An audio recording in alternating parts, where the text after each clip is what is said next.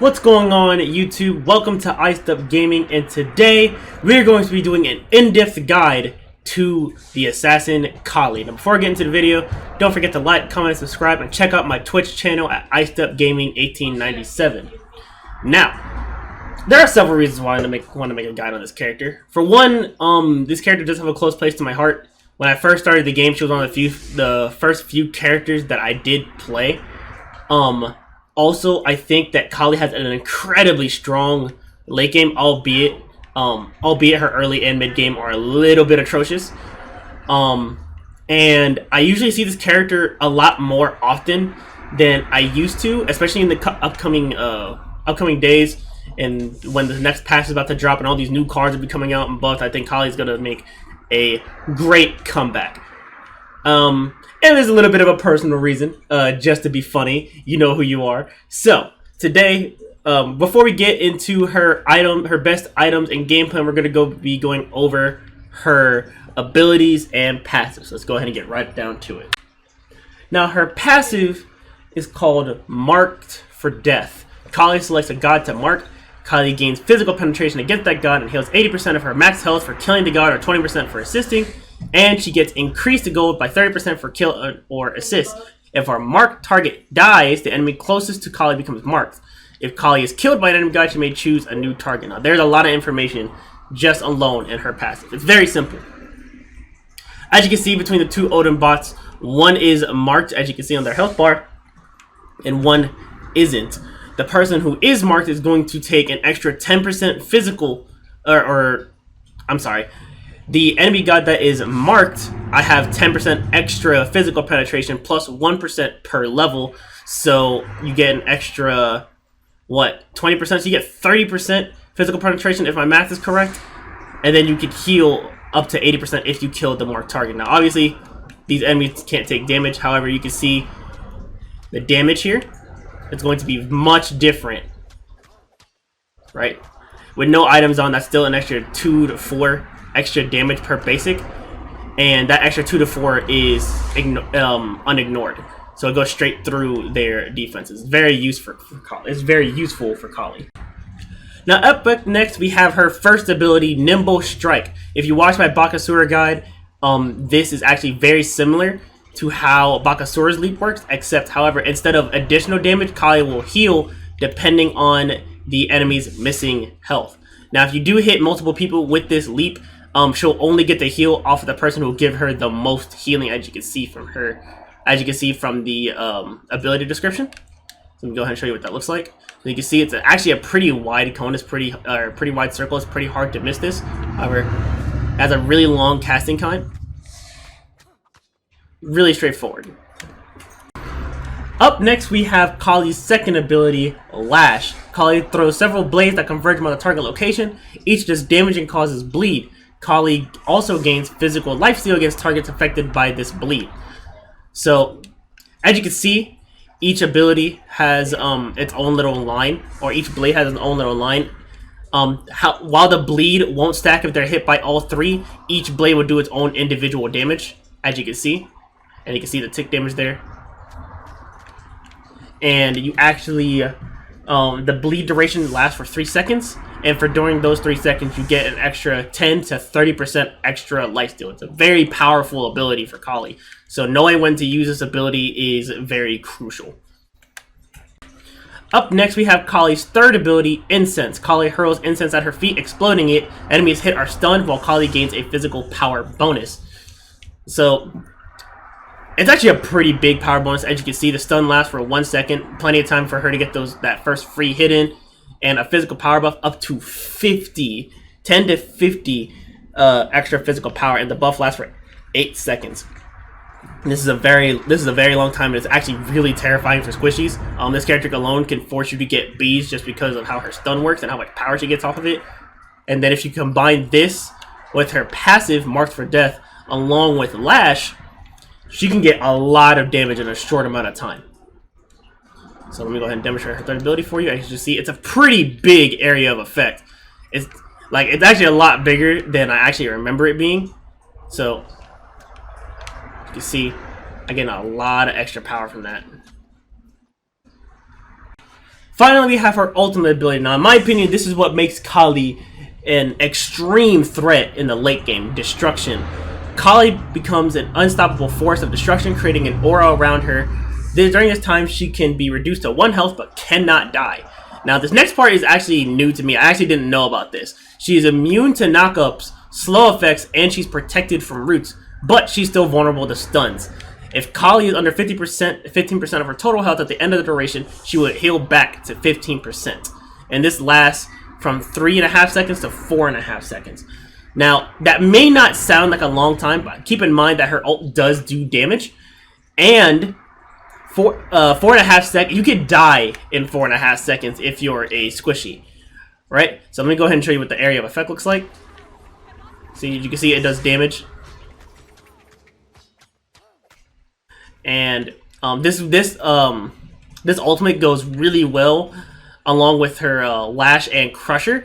Gets a lot. She will get a lot of tick damage just from those 2 abilities alone, and the fact that she's unkillable and it makes it really hard for the tank or the support to get her off of the squishies, especially if she has a hasting katana. And speaking of hasting katana, let's go ahead and get into her best items. So for Kali's best items, this is going to be based off of the jungle. So obviously you're going to be needing an Assassin's Blessing, and for early game, just like Bakasura, she's going to need a Golden Blade. At level 1, she really uses a lot of mana, and her clear isn't the greatest. So getting a Golden Blade to help her conserve mana and be able to get those ganks easier, because she doesn't have to worry about wasting her mana too much, is a must. Also, Hasted Katana, very strong on her. You're gonna need this item to help stick to the squishies, especially if they have people who can pull you off, and it gives you movement speed and power, so there's nothing wrong with it. I also would recommend getting a Stone Cutting Sword. This will automatically eat through their protections, and this will stack, and keep in mind this will stack with your passive marked for death. Also, I would recommend getting a Crusher, because for the extra tick damage from her Lash and her ultimate, that will stack a lot, and you'll see a lot of damage benefit coming from it. Now, as far as other items go, I've seen a lot of things on her, and I've seen a lot of great things on her that she can abuse really well. Me personally, I like running an Aussie on her. It gives power, it gives lifesteal, it gives attack speed, and it gives pen. Also, the passive.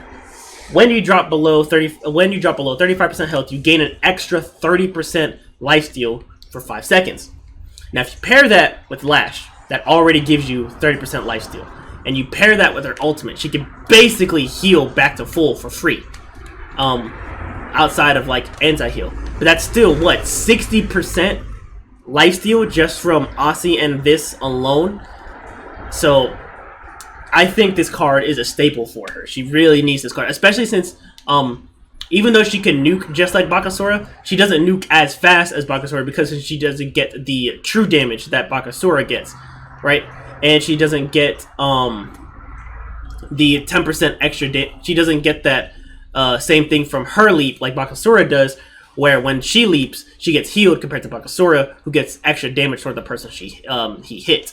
So she's going to be in these fights a little longer than Bakasura, so having the Aussie is going to be essential for her. I'd also recommend building a Quinsize or an Executioner. Like I said before in my Bakasura guide, it just depends what they're building. If they have more health, go for Quinsize. If they don't, go for Executioner. Now from here, it's kind of up in the air, right? So I've seen people build her the crit route, going Rage and Deathbringer. Personally, I don't like crit on her, not because you have to sacrifice so many strong cards for her. Like Bloodforge Aussie is so much better for her than Rage and Deathbringer because she gets all this flat power, right? And she doesn't have to worry about stacking the Rage or stacking the Deathbringer, or not stacking Deathbringer, or stacking the Rage simply because her early game is so weak. So she doesn't need to worry, and she doesn't need to worry about stacking this to be relevant. She could just run items like this and just keep running at people, and there's not much the enemy team can do about it. I'd also recommend building a Titan's Bane. Titan's Bane will actually, Titan's Bane will ignore 15% of the enemy god's physical penetration. If the god has over 65%, this effect will scale up to 40% extra physical penetration if they have 200 protections or more. So, you get 40% pen, right? You get the extra 30% pen at max level against your marked target. You get the physical power buff from Incense. And then you get this lifesteal and the tick damage from Crusher, right? So this is also a very strong card on her if you don't know whether you want to have the Quinsize or the Executioner, or if you don't want to go Executioner or Stone Cutting, you can actually replace Stone Cutting and get a Titan's Bane. So there is a lot that you could do with her. But me personally, I would rather just go for the raw power. Crate is great and all, but save those for the hunters. You're not a hunter. You're trying to get in close and kill as fast as possible. So you need all the gigantic power you can get. Now, for game plan. If you watch my Bakasura guide, her game plan is very similar to his.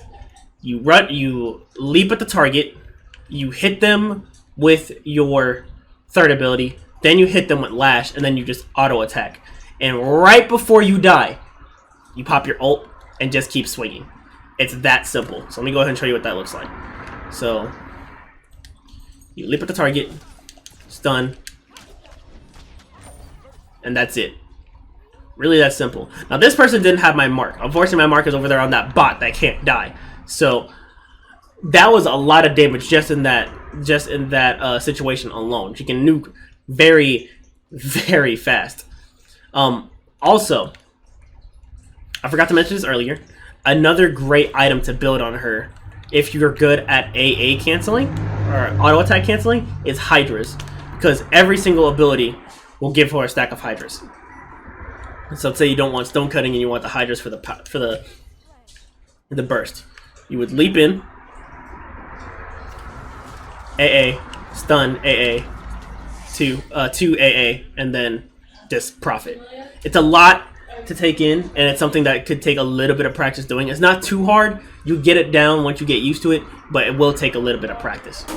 Alright, now for finally, what we're going to talk about, now finally, what we're going to be talking about is her jungling phase, or at level 1 for Conquest, right?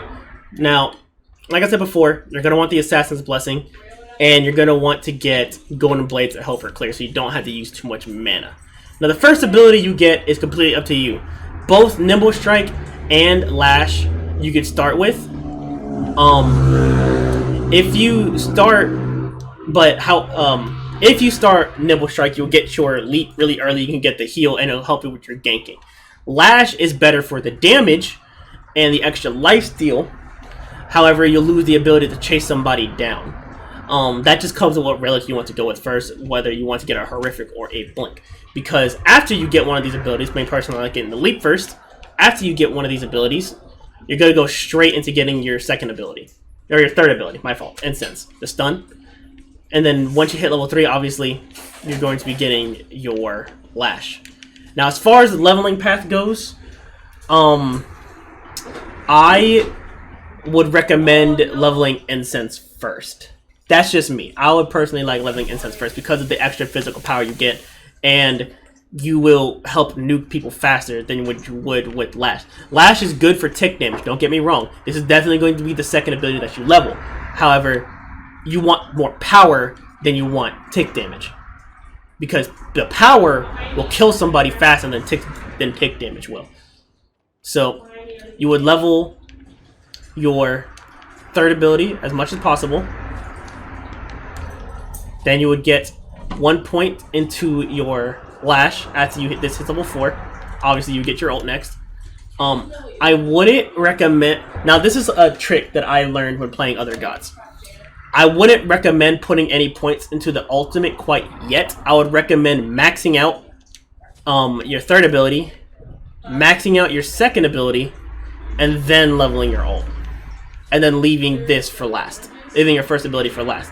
because even though this does do damage, this is a chase down and a run move, and the heal percentage you get from hitting a target doesn't increase. So this move is not as valuable as the other ones in the cases of implementation.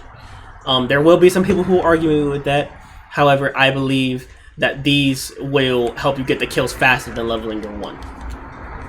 Now, that's basically it for this Kali guide.